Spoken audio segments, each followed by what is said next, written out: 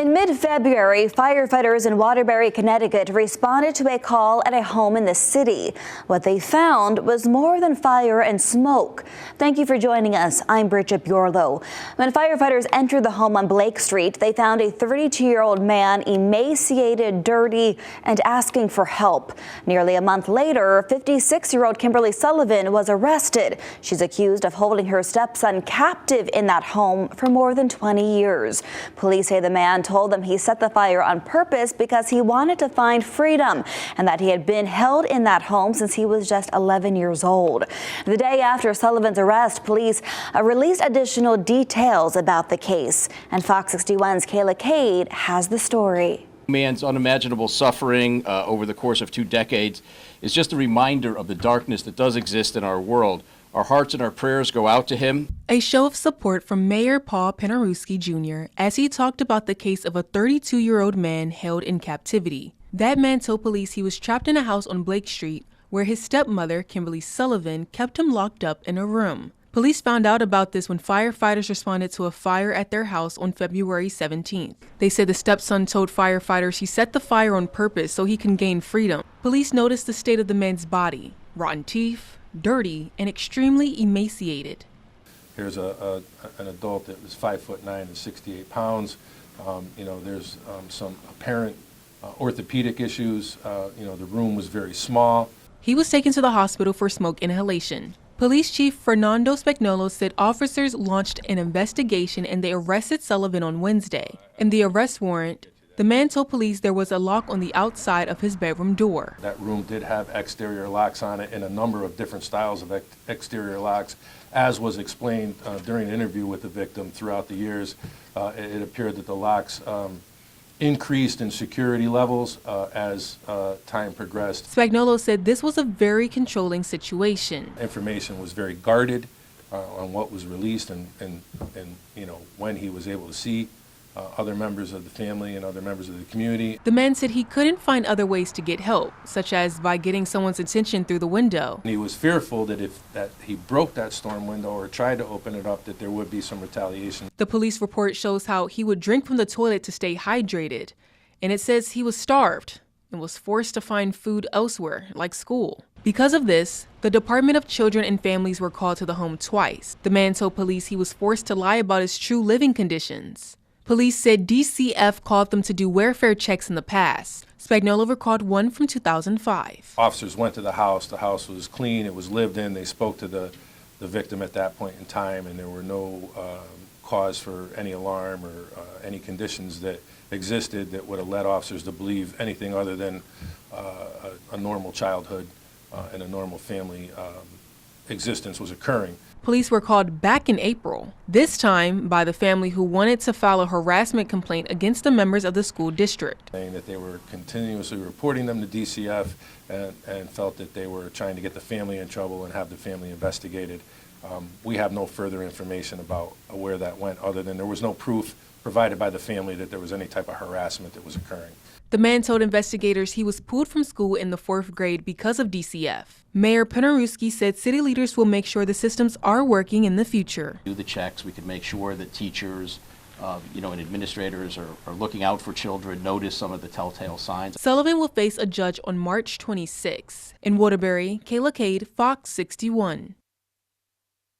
Shortly after the arrest, Waterbury police released the 911 call and the body camera video from the night of the fire. Kayla Cade continues the story. Oh my God. It's a frantic 911 phone call. It's 2 Blake Street. What's the address? Please hurry. It's 2 Blake Street. There's a fire. From 56-year-old Kimberly Sullivan as she reported a fire at her home on February 17th. The TV, I don't know. My son, a stepson, is in his room, and I don't know. He did something with the TV. I was sleeping. I fell asleep. She told the dispatcher she could see smoke and needed help. Okay, can you get Yes, we need an ambulance, please. Okay. Please, we need an ambulance. Ma'am, all right, you said something's on fire and now you need an ambulance. What's going on there? Yes, his room. She said her stepson was hurt. Where is he injured? I don't know. He's kind of. I don't know. He's kind of passed out. He's out of it. Please. The fire was still spreading while she was on the phone with 911. At one point, She commented that the house went dark. Oh my God, it's like all the power in the house is out. I don't know if it's blew a fuse. I don't know. Okay, ma'am, just get out of the house, okay? Yes, I'm going to call my daughter. All right. Oh my God. Sullivan made her way outside of the house. Through this police officer's body cam, you can see and hear Sullivan yelling at someone who is still in the house.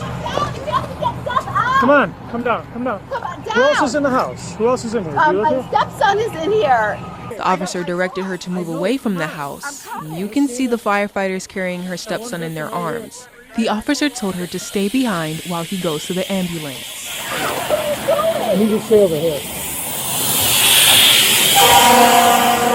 Sullivan's stepson told firefighters he intentionally started the fire to gain freedom. Officers arrested Sullivan on March 12th. She's charged with assault, kidnapping, unlawful restraint, and many other crimes. She posted bail after her court appearance. Fox 61 spoke with her lawyer, and he asked that people keep an open mind and allow Sullivan to get a fair trial. In Waterbury, Kayla Cade, Fox 61. Thank you, Kayla. News of Sullivan's arrest and the story her stepson shared with firefighters took neighbors by surprise. Fox 61's Kay Pattyfoot spoke to some who said they never knew a boy lived there. Neighbors in Waterbury were stunned to hear a man told police last month he was held captive at his own home on Blake Street in Waterbury. I never in a million years would have thought that that was happening across the street from me. It's hurting me, just to see that little boy, just there and being hurt. God knows what they did to him, Yeah. It's heartbreaking. Paula DePina says she used to live next door to the home where police say the man was held captive. She says she would see him in the windows and always thought something was off. He was always upstairs on the second floor on the window, looking like a little ghost. Like he was pale, like white. And then I'm like, I don't know why maybe he doesn't like to come out. But I never thought anything was wrong. DePina says after hearing about the allegations, she would have called 911 sooner. Kimberly Sullivan, the man's stepmother, was arrested Wednesday on a number of charges, including kidnapping in the second degree and cruelty to persons. Her attorney, Ioannis Kaloidis, urges people not to jump to conclusions despite the allegations. All we have right now are allegations. And yes, sometimes allegations look bad, but that's why we have a process. And that's why we have a defense. And we intend to mount one in this case. And we intend to push back on all the allegations that have been made against her. According to the arrest warrant for Sullivan, the man details he was held captive, starved, and abused for the past 20 years. He told police investigators he was so hungry he would sometimes eat food out of the garbage at school. The warrant also details when he was a child, he was taken out of school after 2 DCF visits. He says a lock was put on his outside bedroom door. He got little to no sleep and went hungry, quote, all day, every day, my entire life. Shay Baker, his current next-door neighbor, remembers seeing him years ago. I was just in the backyard playing, and I looked up and saw a boy, and I waved at him. He smiled and waved back, and I hadn't seen him in the house or anywhere around since. So I just figured, was family visiting? Is it somebody that I made up? There was just no sign of him being there outside of that day. Neighbors say they wish they could have done something sooner. I've been out here I don't know how many times with the dogs cutting grass. If he would have just tapped on the window and said, help me, I could have helped him. Thanks, Kay. Kimberly Sullivan appeared in court on March 12th and was released on bond the following day. On Friday, Sullivan and her attorney entered a plea of not guilty as the state moved to add conditions to her release. Fox 61's Jamel Johnson was inside the courtroom and has those details. Kimberly Sullivan pleaded not guilty in court, but she faces another battle: maintain her freedom during her release or be forced to comply with the state's request of GPS monitoring or house arrest. Your Honor, may we enter a not guilty plea and make a jury election today? Kimberly Sullivan, the woman accused of holding her now 32-year-old stepson captive for more than 20 years, continues to maintain her innocence. This was Sullivan's second court appearance this week. You know what you did!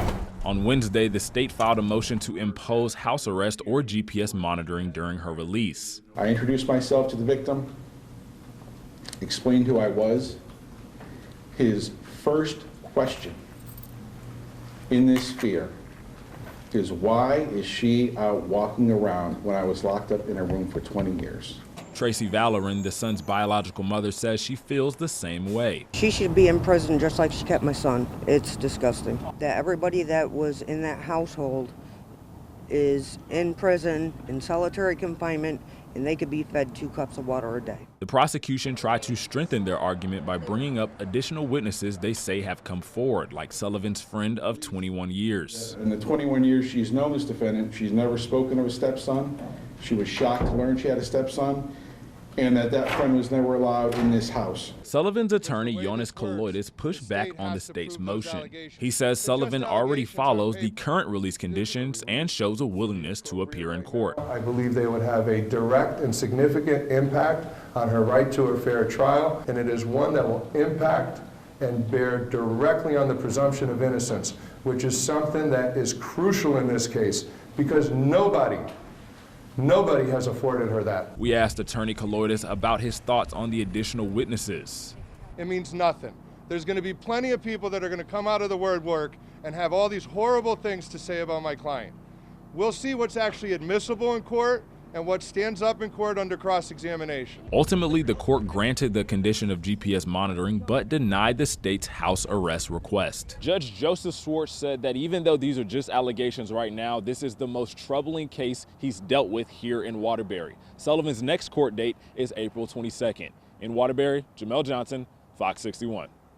Thanks, Jamel. Experts tell us the legal process will likely take a long time and could be complicated. Fox 61's Keith McGilvery sat down with attorney Ray Hassett to discuss how the legal system might handle the case. You and I spoke on the phone yesterday, went through this court paperwork together. The details here are out of a horror movie. I should say that they are allegations, but when you read through this, what was your gut reaction? So my gut reaction was the details are horrific. It's an 11-page warrant. I think there may be some additional investigation that needs to be done, and we can talk a little bit about that. But I think for the most part, you don't see these types of cases in Connecticut involving younger people, children or young adults. You see it more with older people, and in particular when family members take advantage of seniors. So in this particular case, it's really bad. Let's talk about the charges for a minute. The charges are 5 different charges. The totality of the charges is about 50 years of exposure. That would send this defendant to jail, theoretically, if she was convicted of all of them, for the rest of her natural life. And she'd be put in a 6x8 cell, which is a little bit larger than the room in which this victim has alleged to have been held in for the past 20 years. As a result, we look at the charges, and the charges are kidnapping, cruelty to persons, and assault. And I can go through those with you, and basically they all fit the charges or the facts rather, as they've been alleged. I don't want to be too disturbing over breakfast, but the allegations here as to when and if he was able to go to the bathroom. He says he was always hungry. There's so much to this. Mental capacity, you say, is going to be a conversation both involving the man involved here and his stepmother. Sure. From a defense perspective, I think that one of the things we're going to look at is, did the victim have the mental capacity to make the representations and the allegations that he's made? We know that in the police report there's a little bit of a history of him when he's younger, so there's a suggestion there that he may have some mental health issues. Although I think he presented to both the fire department and the police department in a very coherent manner, so that question needs to be decided by some experts. But more importantly, I think the defendant, Keith, what would cause or create a person to do something like this from a young child from age 11 for 20 years? Of course, then we get into what's the motive. The motive could be that she was looking for financial gain. Potentially, she was married to we believe the husband, her husband rather, was the father of the victim.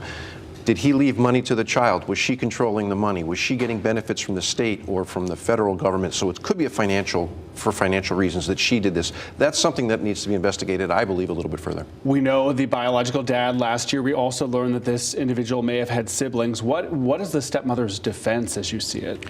Well, I'm not sure what her defense necessarily is going to be, other than it didn't happen, which is what her defense attorney has said, and that factually it's inaccurate. There is also the possibility that she may suffer from some mental incapacity herself, so that's something that the courts and her defense team will have to evaluate. DCF once again in the spotlight. We learned through this. I listened to an interview with this man's elementary school principal who said at 5 years old we knew there was a problem. In 5th grade we knew there was a problem. The principal says, I called DCF. Here we are 20 years later. Are records kept? Is there liability for DCF? What happens on that front? So from the statement that DCF made yesterday, they've indicated that their records don't exist anymore, and that's because allegations that were made involving this child were not substantiated, so they've eliminated, or by virtue of their policy, they've basically destroyed old records. That's not uncommon. It's a bit unusual that so many people were triggered back 20 years ago and provided information to DCF, and there wasn't an additional or a continual DCF investigation. Also, the educational system, he was pulled out of school. There's a little bit of a glitch in the law regarding, and especially 20 years ago, whether you had to report if you were homeschooling or you transferred to another school. So I think that the legislature is going to have to pick up on that and do some investigation themselves to determine whether we can restrict this in the future by having more regulation and more following through on people that transfer schools, especially young people that are in distress. According to police, the man's father died more than a year ago, but he has other biological family members who haven't been part of his life for some time.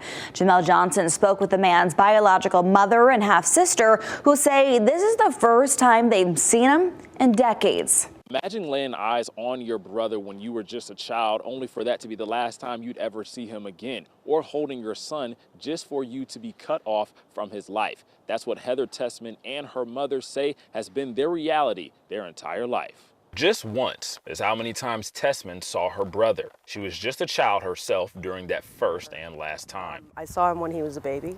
I was in foster care, and our mom brought him to see me. And that was the only time I've ever seen him. I spoke with the man's biological mother, who didn't want to be identified. She says due to personal reasons, she gave his father custody when he was just a kid. He just completely shut me out. He shut everybody out. Some of his family, though, still got to see him. As for him growing up, I missed that all. She never got to be a mother. Since like November. And Tessman never got to be a sister. I've always just wanted him to be a part of my life, you know. Figured someday I'd find him and like, hey, let's grab a beer, let's, catch up, how's it going? As Tessman got older, she'd search everywhere for signs. Social media, every search engine you can think of, court records, ancestry websites. Every lead turned out to be a dead end. I couldn't find anything. I could see that he was born, that was it. That is until her mom called and told Tessman that her brother had been found. My sister had called me and said, we found. I just saw it on the news. I didn't put two and two together. Saturday, our mom texted me, get a hold of me ASAP. Okay, what's up? That was your brother? No, it wasn't. The family is still in shock at how something like this could have gone on for so long. I just think he slipped through the cracks, really. I'm sure he was terrified. I would like to believe that if a child needed help, they would say something. His mom and sister haven't spoken with him yet, but they hope to soon. That I love him, and we all love him. He has never been forgotten about. I'm going to tell him that I love him, and I've always looked for him. Forever. Now, meanwhile, Kimberly Sullivan, the man's stepmother, and her attorney deny any claims that the man actually was held captive in this house behind me for over 20 years. We also reached out to members of the Sullivan family, uncles, aunts, sisters, and brothers to see if anyone will be available for an interview, but all of them declined. In Waterbury, Jamel Johnson, Fox 61. The alleged victim says he suffered 2 decades of abuse that, according to police, included starvation and neglect. One Connecticut lawmaker is questioning how something like this could have happened for so long without intervention. Here, once again, is Jamel Johnson. The accused kidnapper in question is 56-year-old Kimberly Sullivan, the stepmom of the man who escaped. Reports detail that since a child, the man was held captive, starved, and was subject to other forms of abuse. As a child, it said that he would go through trash to find food and also beg and steal foods and drinks at school. His behavior prompted the school to notify DCF. We reached out to DCF for comment. They sent us back a statement saying, quote, "The Department of Children and Families has looked extensively at our current and historical databases and to date have been unable to locate any records pertaining to this family nor any records connected to the names of others who have indicated they made reports to our department. In accordance with state regulation, it should also be noted that reports of neglect and abuse that have been investigated and not sustained are expunged 5 years after completion of the investigation." The school administrators and the teachers did their job, right? They identified that there was a problem here and they suspected it was at home. Then the ball's in DCF's court to do their due diligence and make sure that the kid is safe. And that obviously didn't happen here. The big question is, what is DCF doing to make sure that they don't walk up to a house, feel that things are going okay, when in reality they're not? Thank you, Jamel. DCF has since said that a further check of their records did turn up documents from this case. They say they're working with Waterbury Police and the Office of the Child Advocate to review those documents. They also say they have had multiple meetings with state lawmakers since the investigation came to light. They are pledging transparency in the case. The abuse and neglect alleged in the case are extensive. Police say the victim's mental health is a primary concern. What kind of challenges does someone in this case face? Keith McGilvery sat down with Jessica Arnold from the Village here in Hartford to learn more. I want to say right off the bat, A, these are allegations, and B, you do not know and you are not treating this individual, so we're going to be respectful of that. But big picture, folks are hearing the details of this story this week, and we are just collectively saying, what happened here? There is so much alleged trauma and neglect. Speak to trauma and the problems that it presents. Yeah, so trauma can be very pervasive, especially when experienced in childhood. When someone grows up in an abuse or neglect, it really carries through their adulthood. It really creates attachment issues as an adult. It can become pervasive in having social issues, the inability to form romantic relationships or friendships. And it really prevents a person from, exploring the world, right? It really it hurts their ability to see what else is out there and to really build a life for themselves when they've been, so secluded and socially isolated for so long. The details here are so incredibly extreme. He was allegedly there for 20 years. He allegedly weighed 68 pounds. Speak to the scope of trauma and neglect that you see, because I suspect that the picture is different from everybody. You not necessarily have to be left alone for 20 years to experience trauma. Absolutely, yeah. Trauma can come in all different forms, right? Abuse and neglect, two very different things. And so, we see all different types of abuse and neglect, whether it be left alone, whether it be verbal or physical abuse, whether it be someone who, a child left alone to essentially raise themselves, right? We see a wide range of abuse at the Village. We talk about kids getting the resources that they need when they experience something like this, but as somebody evolves into adulthood and they try to tackle their own trauma or insecurities or experiences in neglect, where do you even start with somebody who might come to you? Yeah, that's a great question. When an adult comes in for treatment at the Village, we really look to do, an assessment, an overall evaluation of what's going on for them, what they're experiencing, and kind of getting a very current snapshot of their needs, right? And then at the Village, we offer trauma, a lot of trauma work, a lot of individual therapy using EMDR, that's a buzzword, right? And then we also offer groups, coping skills groups that are dialectical behavior therapy based. We also offer emotional management support. And then we have a robust team of clinicians and case managers and recovery support specialists for those that may be, not only are they experiencing chronic mental health issues, but they're also experiencing substance misuse. I have sat on this couch long enough, you have been in this industry long enough to know that there is somebody watching this morning who has experienced trauma or neglect and maybe a full-grown adult and has not said a word to anyone since it happened. Speak directly to that individual. What should she or he know this morning? That you are cared for, that there are tons of people that are waiting for you to step into their office and talk about the hurt that you've experienced and begin the journey to heal, because that is, it just takes one day and one person to connect with you. And they're waiting there, they're out there for you, they want to support you, and you just have to be brave enough to take that first step. So let's make sure people have the resources that they need. If either they or someone they know needs love, needs love, yes, but also needs support. They're watching this morning, they say, what do I do? Yes. What does somebody do? Yes, well, you can give us a call at the Village. We offer adult outpatient treatment.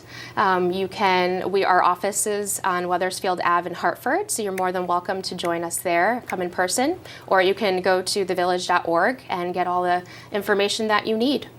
We are grateful for the work that you're doing. We already have contact information for the village on our website, fox61.com. I hope you'll stay in touch. This is a conversation that's just starting. Absolutely. Thank you. Right. Thank you for being here.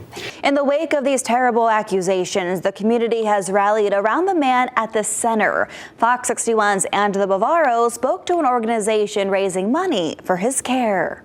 Safe Haven of Greater Waterbury is the organization behind this fundraiser. That group, which is headquartered right here on Central Avenue and provides services to victims of domestic violence and sexual abuse, immediately rallied behind this man police say was held captive after being contacted by the mayor. The scars from a fire at the House of Horrors on Blake Street are boarded up as the investigation continues. We are receiving a lot of information and obviously working closely with the state's attorney's office to help in the adjudication of the case. My stepson is in here. But the damage to the 32-year-old man police say intentionally set the fire after being held captive inside by his stepmom for 20 years is impossible to bandage. From what we know, the education stopped at age 11, so he's going to need educational resources.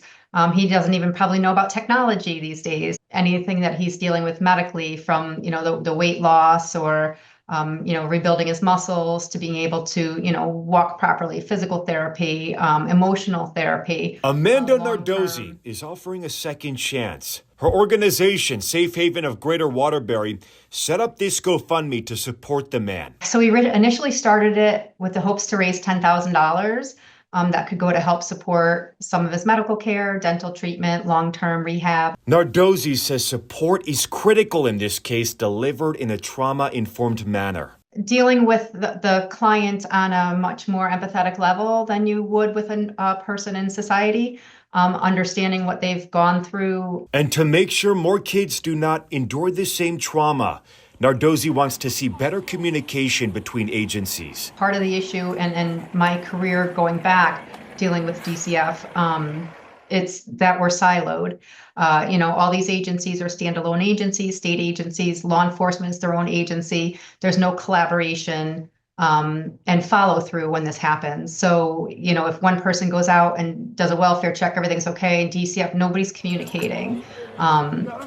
And I think that needs to change. We need to have a better checks and balance system. Every dollar that's raised through the Safe Haven fundraiser will go to the victim. Nardozzi says all that money will be put into a trust. Reporting in Waterbury, I'm Angelo Bavaro, Fox 61.